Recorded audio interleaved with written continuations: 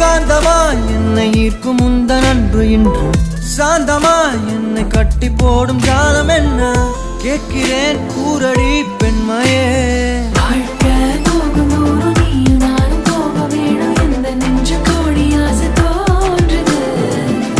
எந்த பாதி